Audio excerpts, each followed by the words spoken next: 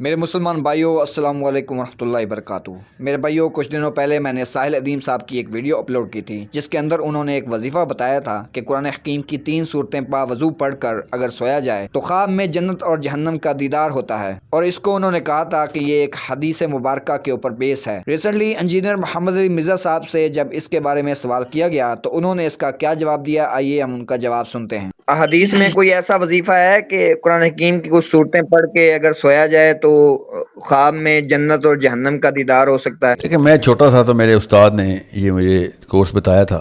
الحمدللہ کورس پورا کیا ہم نے۔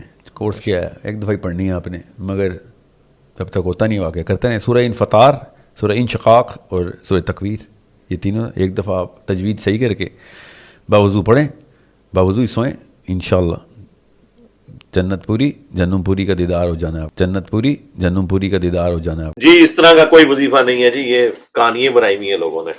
اللہ ان کو ہدایت دے، پتہ نہیں کہاں سے یہ عقیدہ گھڑ لیا انہوں نے کہ کوئی اس طرح کا معاملہ کیا جا سکتا ہے۔ بالکل اس طرح کا کوئی وظیفہ نہیں ہے، بالکل جعلی بات ہے۔ میرے بھائیوں، اس بات کی بالکل پاسبلٹی ہے کہ انجینئر محمد علی مرزا صاحب کو بھی اس حدیث مبارکہ کا علم نہ ہو، اور اس بات کی بھی پاسبلٹی ہے کہ ساحل ادیم صاحب نے بھی کسی سے سن کر، کسی استاد سے یا کسی عالم دین سے سن کر یہ بات آگے پہنچا دی ہو کہ یہ حدیث ہے، تو یہ بھی ہو سکتا ہے کہ یہ حدیث مبارکہ نہ ہو۔ باقی میں اس معاملے کے اوپر اور بھی تحقیق کرتا رہوں گا، لیکن اگر ساحل ادیم صاحب کے کسی بھی اسٹوڈنٹ کو یہ لگتا ہے کہ ساحل ادیم صاحب نے حدیث مبارکہ پر بیس جو وظیفہ بتایا ہے یہ ایسے ہی ہے، تو ساحل ادیم صاحب کا کوئی بھی اسٹوڈنٹ تھوڑی سی ہمت کرے اور پلیز کمنٹ باکس میں اس حدیث مبارکہ کا ریفرنس نمبرنگ کے ساتھ دے، تاکہ ہم تک بھی یہ حق پہنچے اور ہم اس کو انشاءاللہ تسلیم کریں گے۔ اور اگر یہ حدیث مبارکہ نہیں ہے تو میں سمجھتا ہوں کہ یہ بہت بڑی مسٹیک ہے۔ تو چاہیے کہ جس طرح کی تعلیمات قرآن و سنت میں آئی ہیں اسی طرح کی تعلیمات آگے پہنچائی جائیں۔ دعا کرتا ہوں جو حق بات کہی اللہ رب العزت ہمارے دلوں میں راسخ فرمائے،